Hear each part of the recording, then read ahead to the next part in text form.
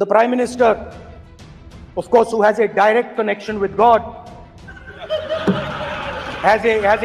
speaks directly to God. Yes, the Paramatma speaks to Modi ji's Atma directly. Unlike with all humans, we are all biological. 18வது மக்களவையின் முதல் கூட்டத்தொடரின் முதல் நாளிலேயே எதிர்க்கட்சி தலைவராக ராகுல் காந்தி இமாலய sixer அடித்திருக்கிறார். We are born, we die, but the Prime Minister is a non-biological being. हिंसक कहना ये गंभीर विषय है. नरेंद्र मोदी जी पूरा हिंदू समाज नहीं है, बीजेपी पूरा हिंदू समाज नहीं है, आरएसएस पूरा हिंदू समाज नहीं है. ராகுல் காந்தி ஒரு குழந்தை பப்பு. ராகுல் காந்திக்கு பேச தெரியவில்லை. மோடியின் அரசியலுக்கு முன்பு அவர் ஒரு பச்சை குழந்தை என்றெல்லாம் கேலி செய்து வந்த பாரதிய ஜனதாவின் முக்கிய தலைவர்களின் கண்ணில் பயத்தை காட்டிவிட்டார் ராகுல் காந்தி. किसी धर्म के साथ जोड़ना और इस सदन में की बात तो इनको करने का कोई अधिकार नहीं है. तो आता आपातकाल के वक्त था और मान्यवर दिल्ली में இன்று தனது முதல் பேச்சிலேயே மத்திய அரசின் முன்னணி 4 அமைச்சர்களை சூட்டேற்றி தனது உரைக்கு பதில் அளிக்க வைத்துள்ளார். இன்றைய தினம் எதிர்க்கட்சிகளின் ஒட்டுமொத்த குரலாக சிங்கம் போல் கர்ஜித்துள்ளார் ராகுல் காந்தி. தனது அணி வீரர்களுடன் வலைக்குள்ளேயே சிக்ஸர் அடித்துக் கொண்டிருந்த மோடி அவர்கள் முதல் முறையாக களத்தில் எதிரணியின் பாய்ச்சலை பார்த்து மிரண்டு போயுள்ளார்.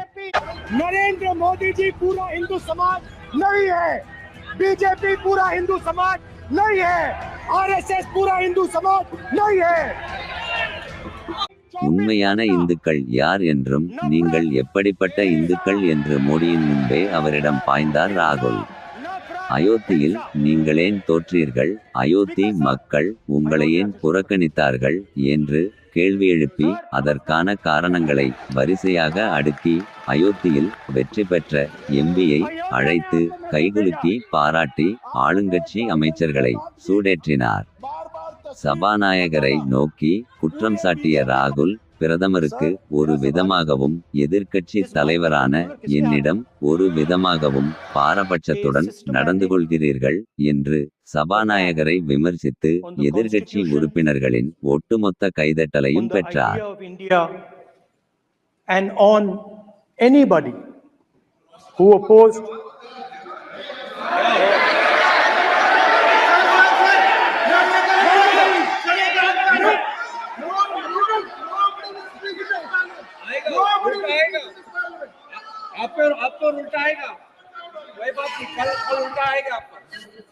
There has been just warming up right now. अभी वार्म अप हो रहा है. நாமெல்லாம் மனிதர்கள். இங்கே கடவுளின் அவதாரம் ஒருவர் இருக்கிறார். அவர் கடவுளிடம் நேரடியாக பேசுகிறார். நமக்கு பிறப்பு உண்டு, இறப்பு உண்டு, ஏனென்றால் நாமெல்லாம் பயாலஜிக்கல். ஆனால் பிரதமர் மோடி அன்பயாலஜிக்கல் என்று மோடியை நேரடியாக விமர்சனம் செய்தார். காந்தி ஒரு சாதாரண மனிதர், அவர் இறந்துவிட்டார், அவரது படத்தை பார்த்துதான் அவர் யாரென்று இந்த உலகம் புரிந்து கொண்டது என்று மோடி கூறுகிறார்.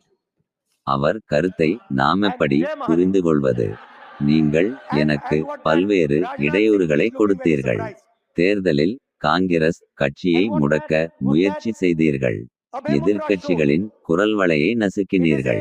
எங்களின் பல தலைவர்கள் தற்பொழுது சிறையில் உள்ளார்கள். இதுபோன்று ஜனநாயக விரோதமாக அரசமைப்பு சட்டத்தின் மீது தாக்குதல் நடத்துகிறீர்கள். ஒரு கட்டத்தில் பிரதமர் மோடியே கடந்த 10 ஆண்டுகளில் முதல் முறையாக எழுந்து ராகுல் காந்தியின் பேச்சை இடைமறித்து பதில் கூறினார்.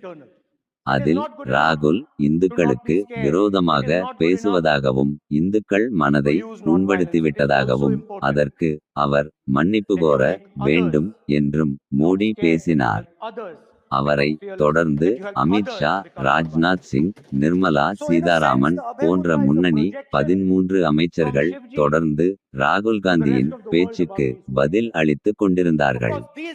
அக்னிவீர் திட்டம் தொடர்பாகவும் நீட் தேர்வில் நடைபெற்ற குளறுபடிகள் மற்றும் முறைகேடுகள் தொடர்பாகவும் பாரத ஜோடோ யாத்திரையின் பொழுதும் தன்னை சந்தித்த மக்கள் தன்னிடம் கூறிய கருத்துக்கள் தொடர்பாகவும் தொடர்ந்து ராகுல் காந்தி ஆவேசமாக உரையாற்றினார்.